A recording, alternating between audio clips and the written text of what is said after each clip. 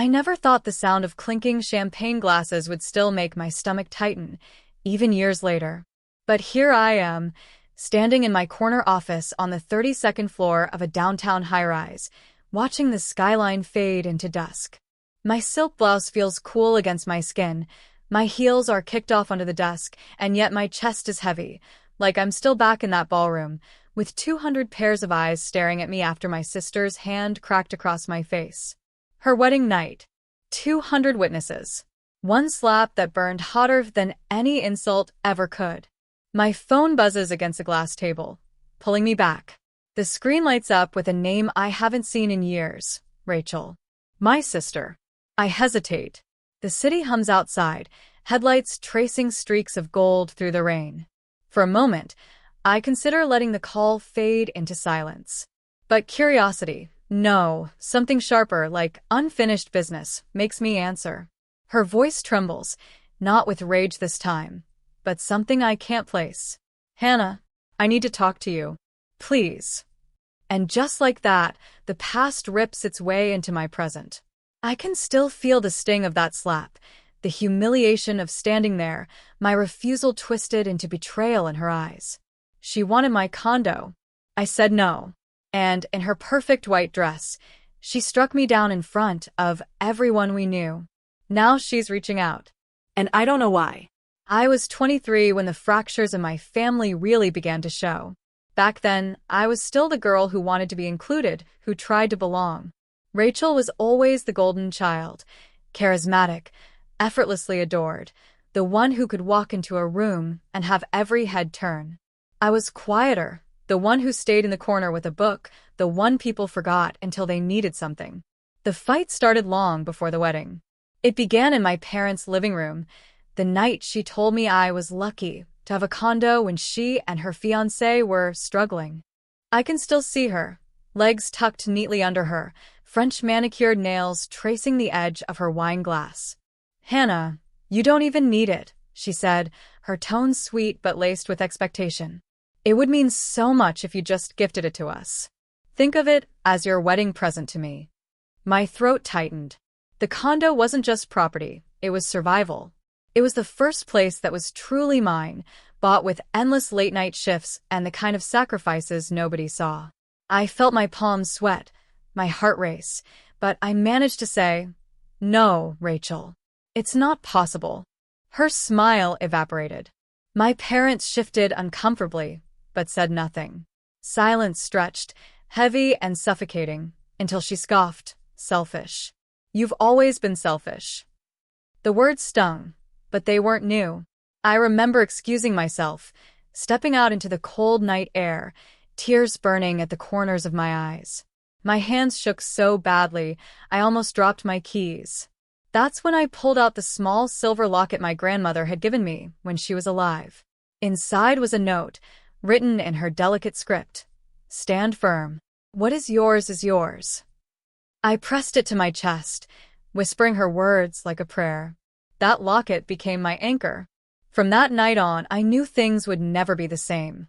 Rachel had drawn her line in the sand, and I had drawn mine. The wedding was just the explosion waiting to happen, the night her disappointment turned into public humiliation. But in that moment, standing under the streetlight with the cold biting my cheeks, I promised myself one thing. I would not bend, not even for family. When I closed the door on my parents' house that night, I wasn't just walking away from a fight. I was walking into a new life. At first, it was terrifying. I was 23, with a condo I could barely afford and dreams that felt too fragile to admit out loud. Most nights I worked 2 jobs. Mornings at a cramped cafe where the scent of burnt espresso clung to my hair, and evenings typing reports for a temp agency in an office that smelled of dust and copy toner. I would collapse on my mattress, staring at the ceiling, wondering if Rachel had been right, if I was selfish for clinging to something that gave me independence. Then came her, Linda McCarthy. She was a regular at the cafe, always ordering a plain black coffee, always dressed in sharp navy suits with silk scarves knotted perfectly at her throat. One morning, she caught me scribbling design sketches in the margins of a receipt. "You drew this?" she asked, her voice both amused and impressed. I nodded nervously, cheeks burning. She smiled. You haven't I ever thought about architecture? That question changed everything.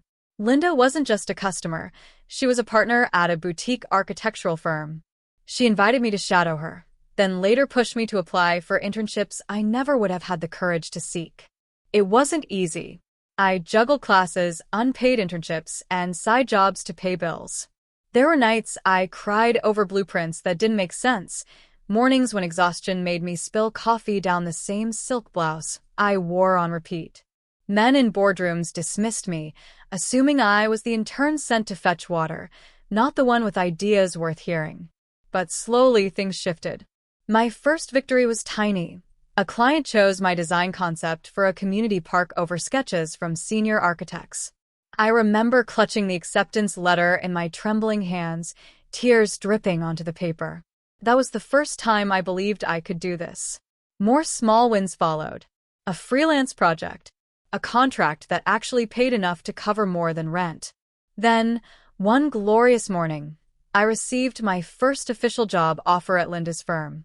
I bought myself a single red rose to celebrate, placing it in an old mason jar on my condo's windowsill. It felt like proof I was finally blooming. Over the years, my career grew. So did my bank account. I bought art, traveled when I could, and learned to walk into meetings with my shoulders squared and my voice steady. But I didn't post about the big moments. Online, my life looked modest. A coffee here, a sunset there. My family never knew the real scale of what I was building. The condo Rachel once demanded became the foundation for everything else. It wasn't just four walls. It was my sanctuary, my launch pad, my proof that I could stand on my own. And I guarded that secret, my success, my power, like a locket pressed against my chest. Because, deep down, I knew the day would come when the truth would have to surface. When Rachel's name flashed across my phone years later, I knew the reckoning I had been bracing for had finally arrived. She wanted to meet. Against my better judgment, I agreed. 2 days later, I stood in the lobby of my own firm. Yes, my firm. After years of grinding, I had become partner and then sole owner when Linda retired. The building gleamed with marble floors and towering glass walls, every detail of it a monument to the sleepless nights and battles I had survived. I told my assistant to escort my family upstairs. The click of heels echoed as Rachel entered first, followed by my parents. She was still beautiful, but stress had carved fine lines around her eyes. Her husband trailed behind, his tie loosened, his expression uncertain. For a moment, they all froze. The office was breathtaking, floor-to-ceiling windows framing the city skyline, shelves lined with awards, original paintings on the walls. A massive oak desk sat at the center, with my name engraved on the brass plate. Hannah Carter, CEO. Rachel's eyes widened. This is yours. I smiled lightly, leaning against the desk. Yes. Every inch. The silence was delicious, stretching long enough for the weight of the truth to sink in. My father finally spoke, voice tight. We thought you were just freelancing. You never said. I never said, I interrupted, because you never asked. Rachel's husband shifted uncomfortably, glancing around the office as if the walls themselves mocked him. Rachel, though, went pale. Her lips parted, then pressed into a thin line. You own this firm? She asked, almost a whisper. I built it. I corrected. My voice didn't rise. It didn't need to. The power was in the calmness, in the certainty. From scratch. Every project, every client, every late night, I earned this. Her hands trembled. She sank into one of the leather chairs, her wedding band hand clutching her purse. All this time, I could see her remembering. The slap, the accusation, the way she'd called me selfish in front of 200 people. Now the truth stood in front of her, undeniable. My mother finally broke the tension. Why didn't you tell us? I inhaled slowly, letting the question hang. Because every time I tried to stand on my own, you told me I was selfish. Because no matter what I achieved, Rachel was always the star. I had to do this quietly for me. Their faces flickered with shame, Disbelief, something between awe and regret. I walked to the window, tracing the outline of the skyline with my finger on the glass. The condo you wanted, Rachel? That place was my foundation. I didn't just refuse you out of spite. I refused you because it was all I had. And I turned it into everything you see now. The air was thick, heavy with a silence that said more than words ever could. Finally, Rachel whispered. I didn't know. I turned, meeting her eyes. You didn't want to know. Her face crumpled, and for the first time in my life, my sister looked small, fragile in a way I had never seen. I let the silence sit for another heartbeat, then spoke the words I had rehearsed in my mind for years. This is who I am now. Independent. Successful. And whether you accept it or not, I will never apologize for refusing to hand over what I bled to build. The truth landed with finality, echoing. For a long moment, no one spoke. The city outside buzzed with life, horns blaring, lights flashing, but in that office, silence pressed down like a weight. I could see the shame written across my parents' faces, the unease in Rachel's trembling hands. This was my moment. I know why you came, I said finally, lowering myself into the chair behind my desk. You didn't call me to catch up. You called because you need something. Rachel flinched. Her husband looked away. My father cleared his throat. Things haven't been easy for them. A bitter smile tugged at my lips. They rarely are when you expect life to hand you what you haven't earned. Rachel's eyes filled with tears. Hannah, please. I was wrong. About the condo. About everything. We're drowning. I thought you would bail you out. I finished for her, my voice calm but firm. Rachel, I won't be your savior. Not without conditions. Her chin lifted slightly, the old defiance flickering. Conditions? Yes. I leaned forward, folding my hands. You want help? Then here's what it costs. I turned to my parents first. If you want a relationship with me, you will stop comparing us. No more golden child, forgotten child. I will not sit at another family dinner where I'm invisible. Respect me or lose me. Their eyes dropped, guilt heavy in the air. Then I turned to Rachel. You'll go back to school. You always said you wanted to finish your degree, but you never did because it was easier to lean on others. I'll pay for tuition, but only if you commit to it fully. No shortcuts, no excuses. She opened her mouth to protest, but I held up a hand. And one more thing, you will stop asking for what's mine. If you want a home, you and your husband will earn it together. The condo is not yours. It never will be. Her tears finally spilled over, but she nodded, whispering, Okay. I studied her, the way her shoulders sagged as though the weight of years of entitlement was finally crashing down. For the first time, I saw not the perfect sister who had slapped me in front of hundreds, but a woman stripped of her illusions. Finally, I softened my tone. Rachel, I don't hate you. I just needed you to see me. To respect me.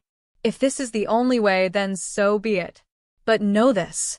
I will not go back to being the sister you can humiliate, the one you can take from without consequence. The room was quiet again, but this time the silence wasn't suffocating. It was cleansing, a reset. I leaned back, letting out a slow breath. These are my terms. Take them, or walk out of this office and never come back. Rachel's voice cracked, barely audible. I'll take them.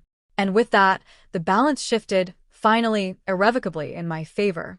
The weeks that followed felt strange, almost surreal. For the first time in my life, my family came to me not with demands, but with quiet respect. My father called just to ask how my day was going. My mother mailed me a card on my birthday, her handwriting shaky but heartfelt. We are proud of you, Hannah. And Rachel, true to her word, enrolled in classes at the local university. At first, I doubted she would follow through. But I received late-night texts filled with frustration about exams and even photos of highlighted textbooks scattered across her kitchen table. For the first time, she was pushing herself, not leaning on someone else to carry the weight. One Sunday afternoon, she came by my condo. The same condo she once demanded as her own. She stood at the threshold, looking around at the framed photographs, the small art pieces I had collected over the years. "It's beautiful," she whispered. "It's mine," I said softly, but not unkindly. Her eyes flicked to me, glassy with tears. "I'm sorry, Hannah. For that night. For slapping you. For all of it." I studied her face, the sister who had once been untouchable in my eyes, who now stood humbled before me. And for the first time, I felt something unexpected. Not anger, not bitterness, but a cautious kind of peace. After she left, I sat on my couch and pulled out the silver locket.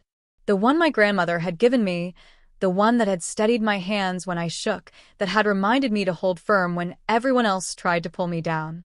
I opened it, tracing the words with my thumb. "Stand firm. What is yours." I smiled, because she had been right all along. What was mine wasn't just the condo or the career or the wealth I had built brick by brick. What was mine was the woman I had become. The resilience, the strength, the voice I had once been too afraid to use. As the sun dipped below the skyline, painting my walls gold, I whispered to myself, as though I were speaking to every woman who had ever been told she wasn't enough. "I am not selfish. I am strong. And I am finally free."